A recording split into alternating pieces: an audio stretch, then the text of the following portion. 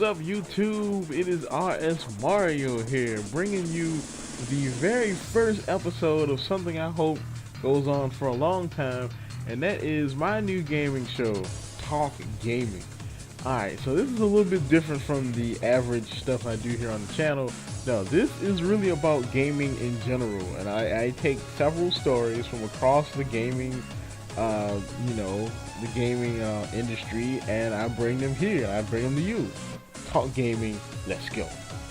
Alright, so yeah, like I said, I pretty much bring together stories from all across the gaming industry into one video. And so the first story for the day is, of course, probably one of the coolest things I've seen at Gamescom. I haven't gone through everything, but one of the coolest things I did see was PT.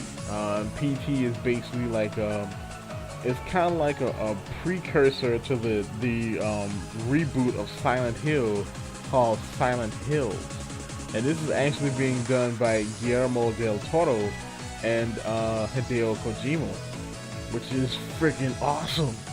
Alright, also the dude from The Walking Dead, I can never remember, his name is known as Norman something, can't remember the dude's last name, is the main character. He's doing the voice acting and everything for the main character in this game. Now I don't know if he's going to be in Silent Hills. He probably should be. He's a huge name, people know him, they know his face, they know his likeness and his voice from The Walking Dead, so he'll probably be in Silent Hills. One of the more interesting things here is the parallels that this has to what Kojima's doing with Metal Gear right now. I mean, because with Metal Gear Solid 5, he came up with this bogus company where first there was the Ground Zeroes trailer. Alright, so the Ground Zeroes trailer came first, and then after that was another trailer at the same show. I think it was TGS or Gamescom.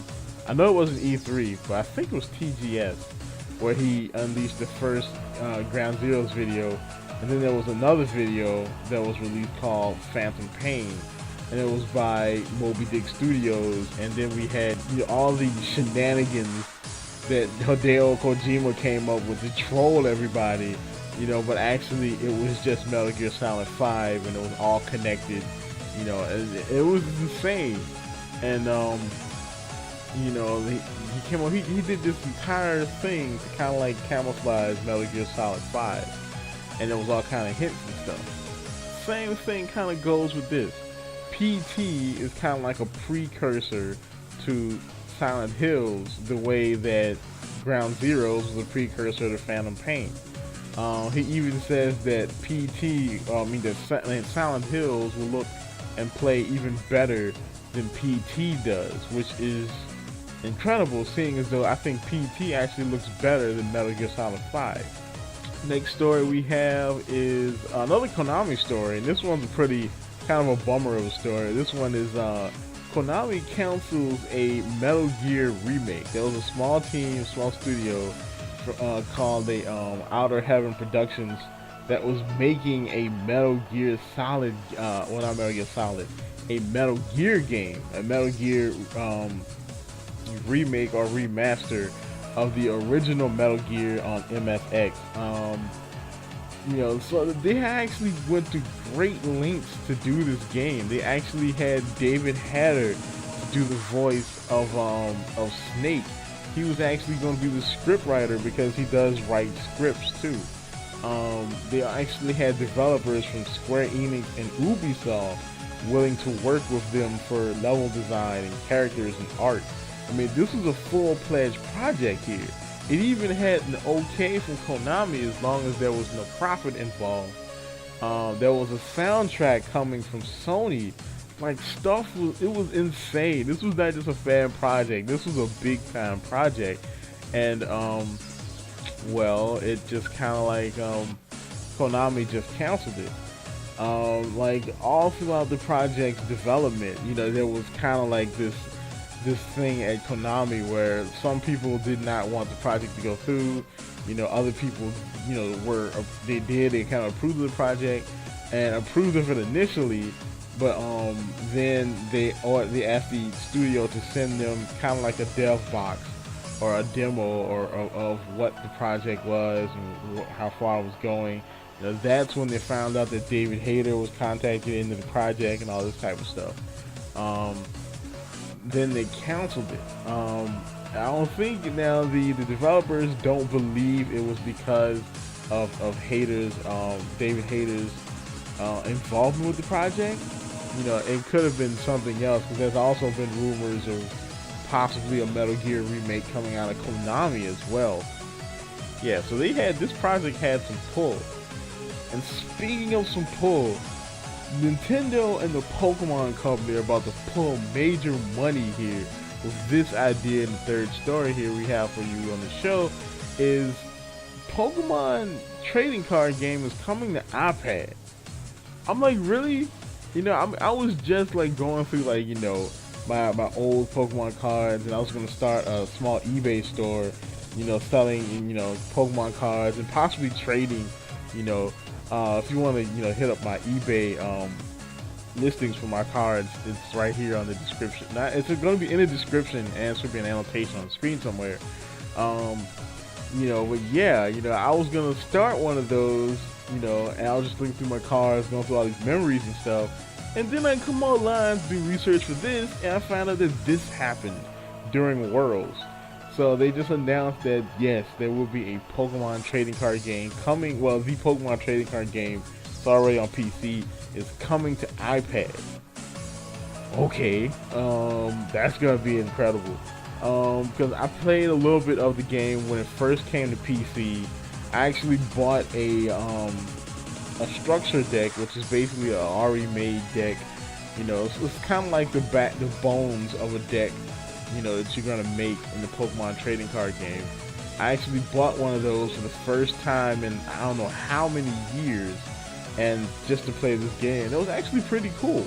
You know, it's very flashy. I mean, you know, if your machine's not necessarily that powerful, it's gonna kind of screw your. It takes a lot of resources, but it's pretty cool though. And this is coming to iPad, so that's gonna be awesome. Now I know a lot of people are like, "Oh, other Nintendo?" No, other Nintendo properties are not gonna come to mobile devices. Nintendo only owns about 51 or 52% of the Pokemon Company, so they don't own it completely. So the Pokemon Company and a greater extension Game Freak has some liberties that they can take with the IP, and one of them is they can go to mobile devices. So, you know, but hey, it's money all around though. This is gonna make money. This is gonna make bank right here. You know, also the one thing about this announcement that kind of bums me out and a lot of other people is the fact that this is announced specifically for iPad. Now, they didn't say it was coming to iPhone, and they definitely didn't say it was coming to Android, but it is coming to the iPad. This is the biggest story. This probably got me the most hype, other than the Pokemon story, and that was Smash Brothers packaging has just come out.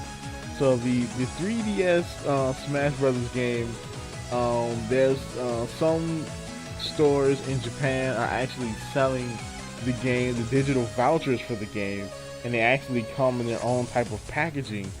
You know, it's cool looking packaging here because the game does come out like September 13th in Japan for the 3DS, and the digital packaging has just come out.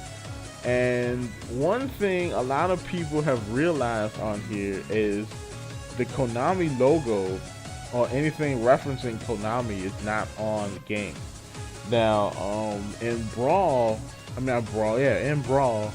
Konami was represented on the back of the box because, of course, Snake was in the game. There's no Konami logos on this box, so a lot of people say that this indicates that Snake is not in the game. And now no one said anything about this. They haven't officially said that Snake was out, but you know, Snake is probably out of the game. They haven't said anything about him. They really talk about most of the returning guys, and they haven't mentioned Snake. Like, they've mentioned Sonic, They've mentioned, you know, he's coming back, but they haven't talked about Snake. So I don't think Snake's in it. I'm sorry for you guys who do Snake. I didn't, but yeah, he's not in the game. The only reason he was really in Brawl in the first place was because he was supposed to be, like, Kojima wanted him in Melee to help support, you know, the release of Twin Snakes on GameCube, but I think he popped up too late with the proposal, and Sakurai was already mostly done with Melee, so he couldn't put him in there. But then he would have had to rebalance the game, and that would have been horrible. So Snake did not make it into Melee. That's how he got into Brawl. Now, there's no real reason to put Snake in Smash Bros. 4 because, well, there's no Metal Gear game on Wii U.